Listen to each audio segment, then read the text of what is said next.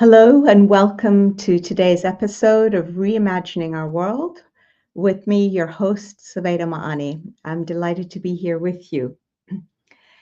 Today, I wanted to share with you some thoughts and reflections that I gleaned from reading a wonderful book called Say Nothing by an author called Patrick Radden O'Keefe, not O'Keefe, but Keefe. He basically gives an account of the Troubles, the times known as the Troubles in the north of Ireland that raged between the late 60s and the late 1990s. It was conflict, a sectarian conflict that raged between the Protestant Unionists and the Catholic Nationalists, and that eventually led to a power sharing arrangement in the Northern Ireland Assembly in 1998. But what's interesting about this book is that it highlights a number of really noxious habits that we as human beings tend to have that breed polarization. Last time we talked about polarization, and today it occurred to me that it'd be really useful to identify some of these destructive and self-destructive habits that we have that we're sometimes not even aware of, that are actually really easy to fix once we're aware of them. So I'd like to dive into this and take a look at a number of these habits. Okay, the first habit that he talks about is the scourge of whataboutism, or whataboutery, which is the way he casts it. And he says that during the Troubles, this phenomenon of whataboutery took hold in Northern Ireland. So the best way to explain it is this. Do you remember when we were kids in school? If somebody came and hit you on the head, you'd say, "Hey, wait a minute, why did you do that?" And they'd say, "Well, do you remember last week you pushed me?" And you say, "But wait a minute, I pushed you because what about the week before when you stole my pencil?" And then they'd come back and say, "Well, what about the prior month when you did this?" And the story just goes on and on and on, a whole series of whatabouts. And Keefe in his book actually goes through a whole series of this set in Northern Ireland. For those of you who are familiar with the history of Northern Ireland, here's something of how it goes. He says, one would say, "What about Bloody Sunday?" And the other would respond, "Well, what about Bloody Friday?" And then the other person would respond back, "Well, what about Pat Finquain?" And then the other would say, "Well, what about the Le Mans bombing? What about the Ballymurphy massacre? Then what about Enniskillen?" And on and on. So you get the picture, right? And the trouble with this is that you just keep going on and on back to the past, and it is never ending. It is really grounded in this game of endless blame and shame. Now, this phenomenon was not only present in Northern Ireland, we see it everywhere in the world. We see it in the Palestinian-Israeli conflict. We see it between the Azeris and the Armenians. We see it between the Armenians and the Turks. We see it in the DRC. We see it in Yemen. And wherever you go, we humans seem to have this really bad habit of engaging in whataboutery. Now, the problem with engaging in this habit is that it's based on a feeling of victimhood and endless grievance, coupled with blaming of somebody else, blaming of the other. And this habit ends up only breeding resentment, both resentment and a sense of righteous blame. And the ultimate consequence is that it robs us of our sense of agency. We're so busy blaming people outside ourselves that we refuse to take responsibility for our own role in this dance that we're doing, this dance of grievance and blame. I like to think of it as a parasite that blights all our attempts to plant the seeds of a more peaceful, constructive, and just world. Okay, so the second habit that I gleaned from this book, Say Nothing, is the habit of ruminating over and nursing past grievances. Now, it's very closely tied to the first habit of whataboutism. By engaging in this, by constantly repeating something you did to me, we keep these grievances fresh and alive, and we keep our feelings of victimhood and righteous anger alive. We see this in the United States between the political parties. We see it between the races. We see it across all sorts of identity lines. The unfortunate result is that it perpetuates a cycle of conflict.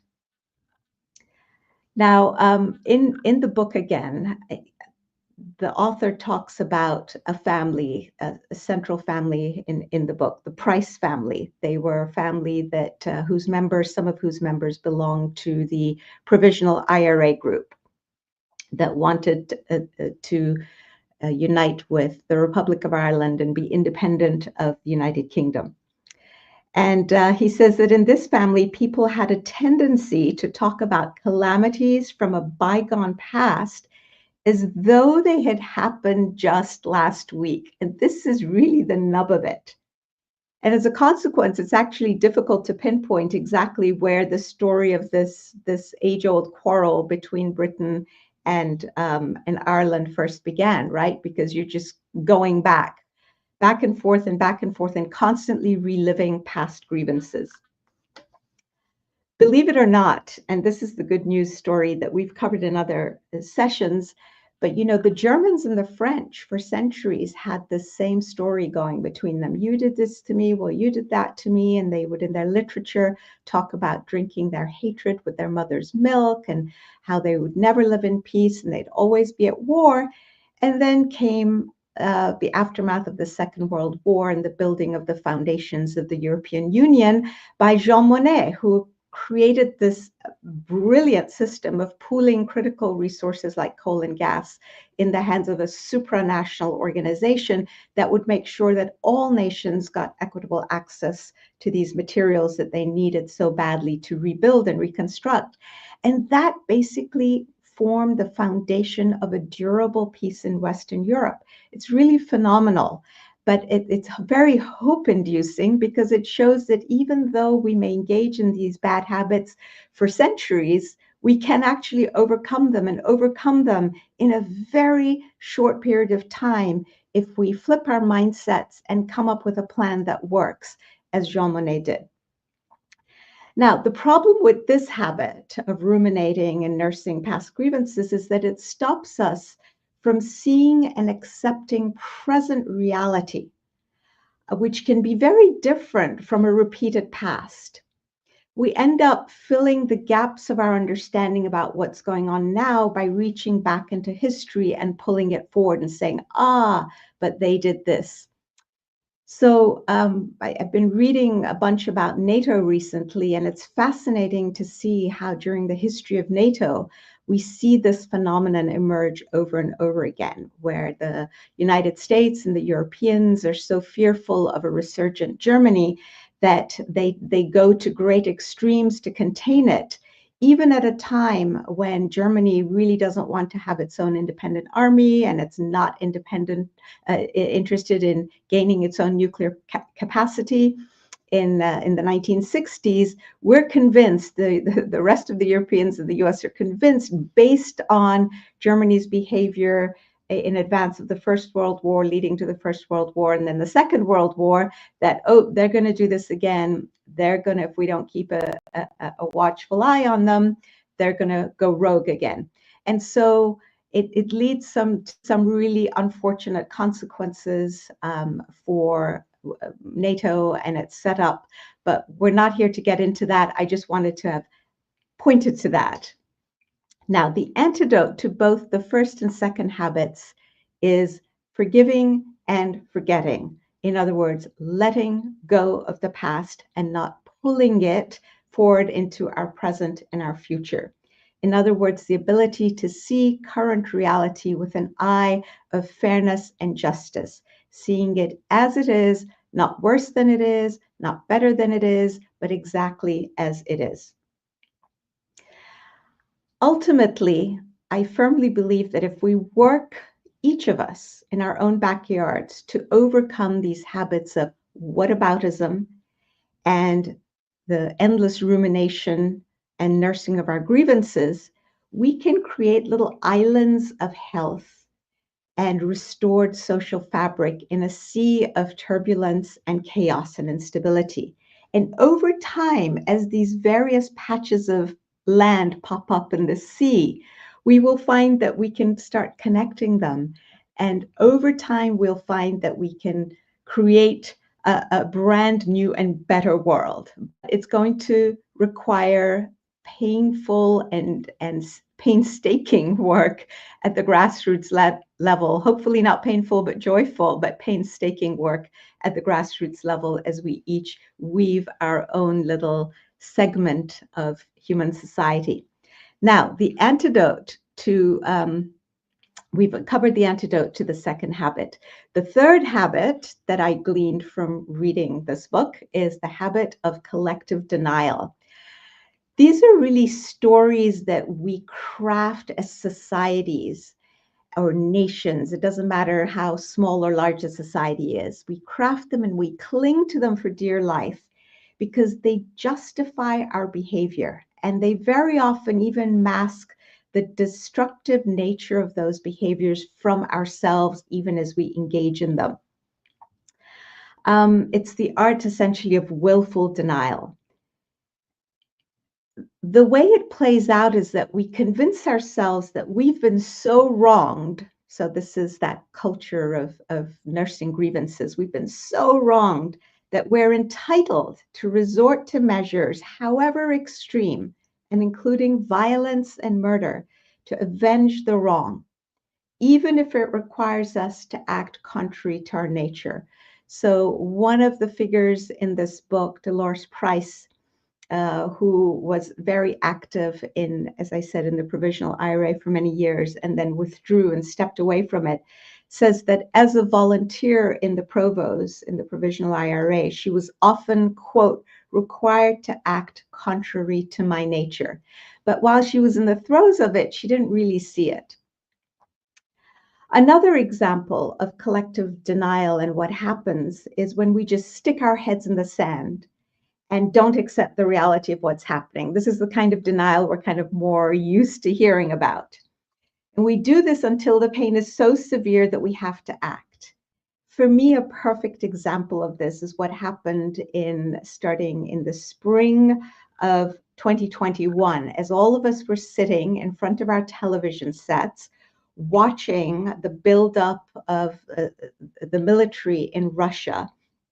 And it was a gradual buildup, amassing troops and arms and tanks and whatnot and artillery. And it continued till June. And then because of some pushback, they withdrew temporarily, then started again in October 2021. And all the way from October 2021 until the invasion of Ukraine in February 2022, we were sitting watching these troops getting larger and larger number. By December 21, they were up to 100,000 at least, and they're moving towards the border. And yet the leaders in Europe really didn't believe that this was going to happen. And in fact, when they were questioned later on, like, well, what were you guys thinking? Why didn't you take some measures? Why didn't you do something? They said, well, we honestly didn't think that Russia was going to invade, right?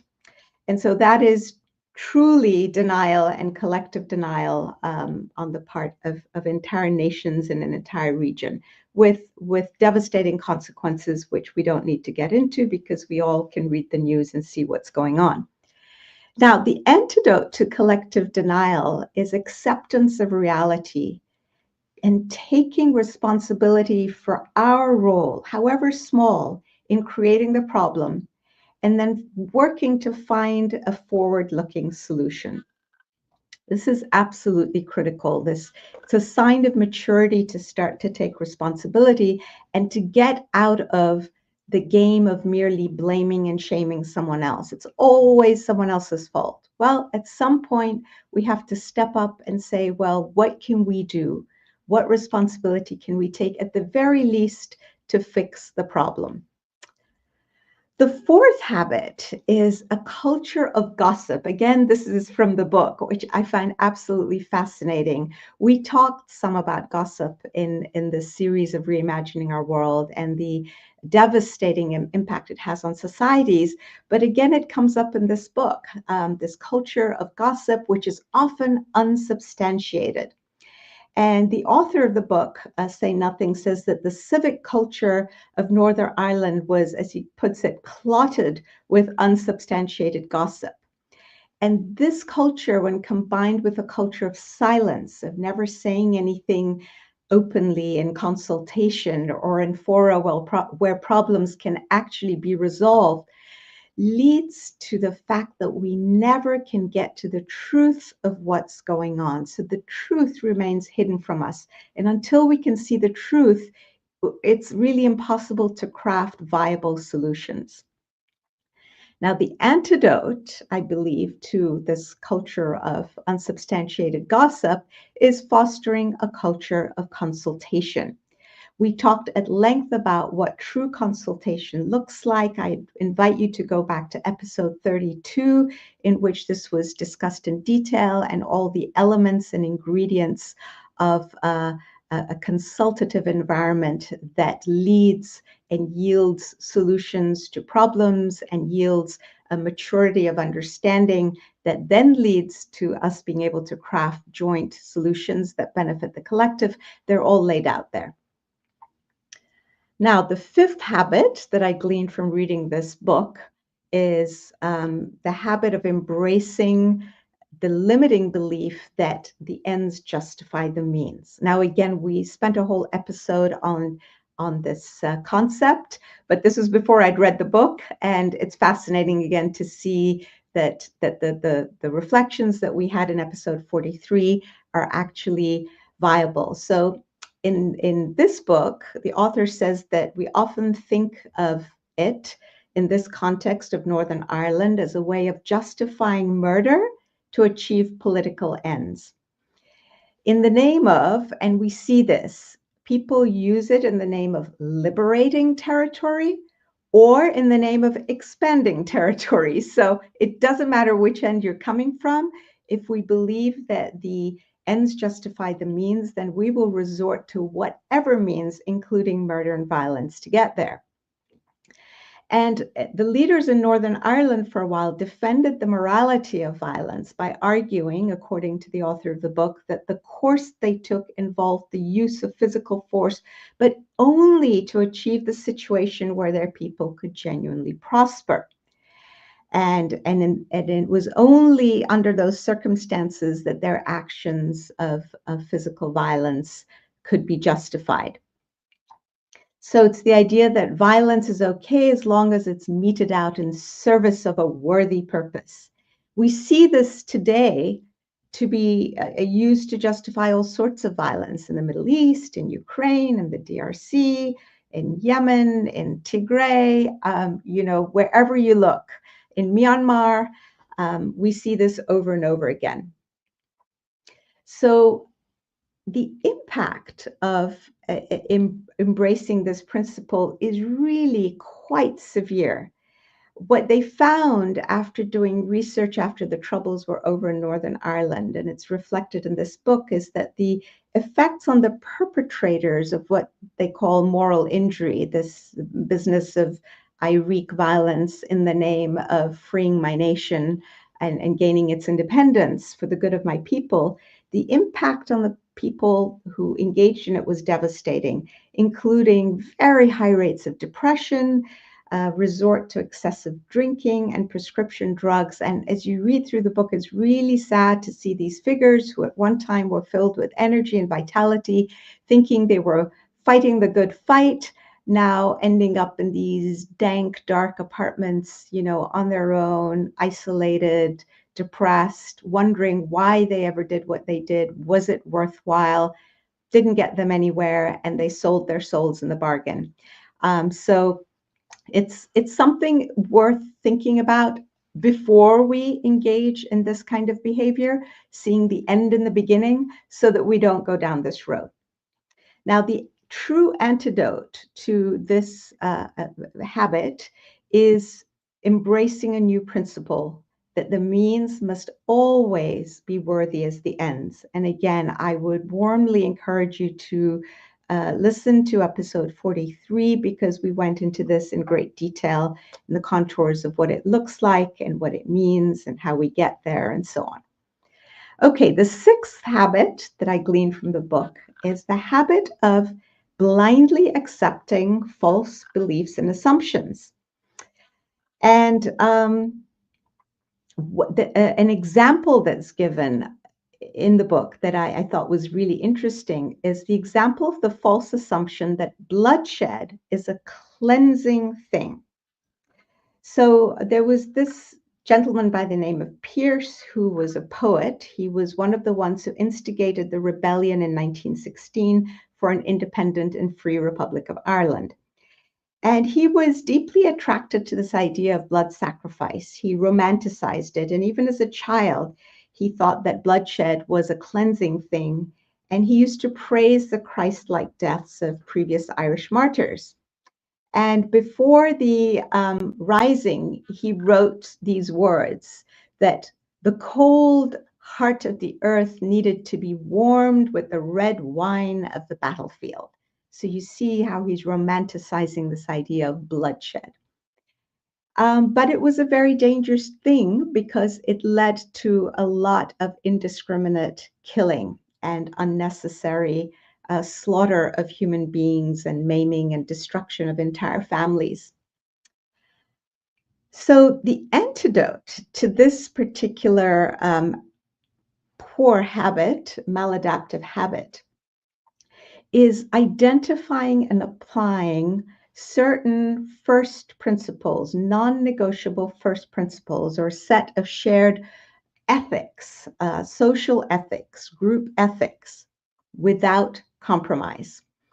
So in this instance, when it comes to bloodshed, I propose that the one of the foundational principles is saying that there is no justification ever for committing murder, for political purposes, for getting freedom, for gaining territory, for getting access to mineral resources, for imposing the faith of one group of people on another.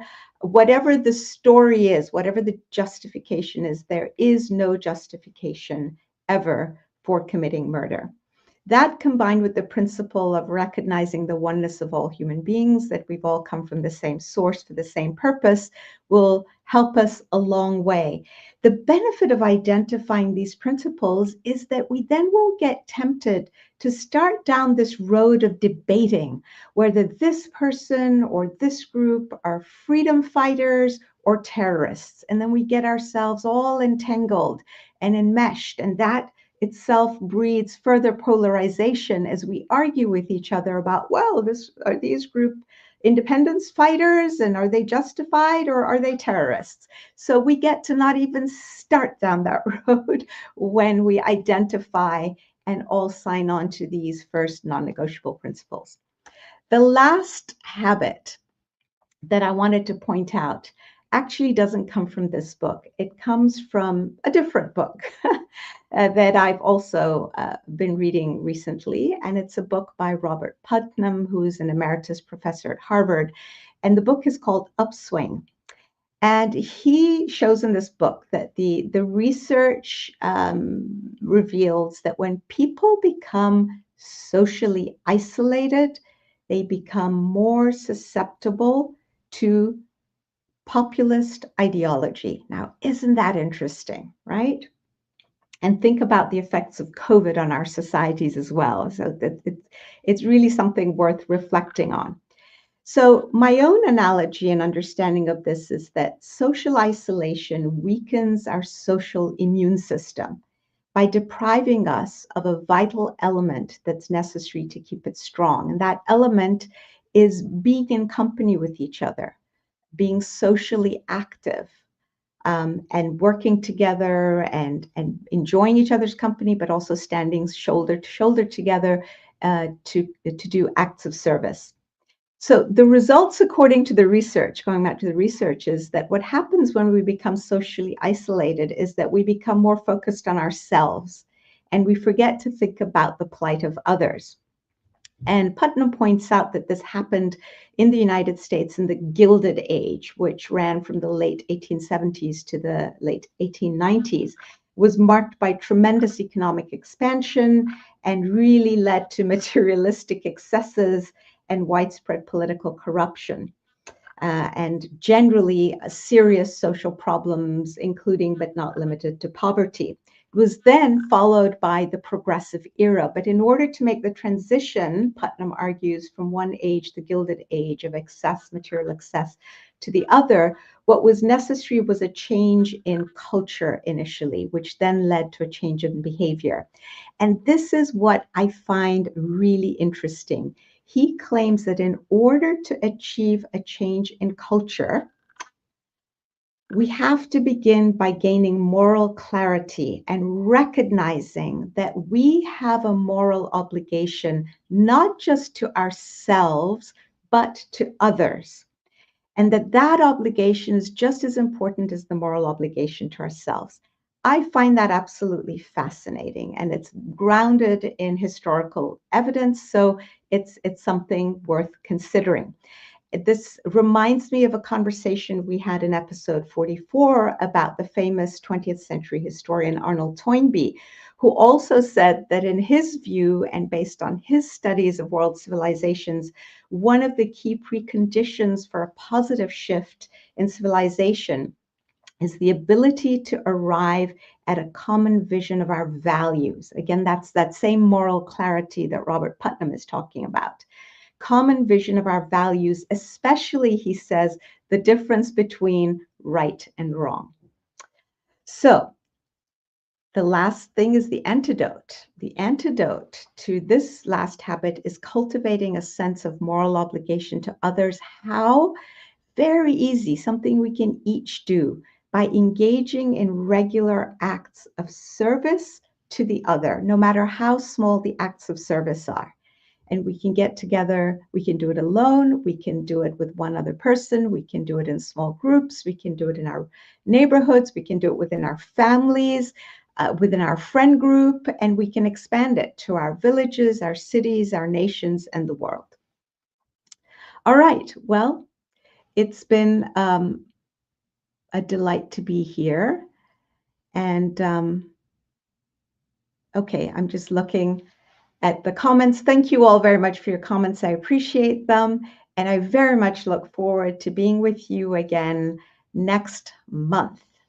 Have a wonderful month. Take care. Bye-bye for now.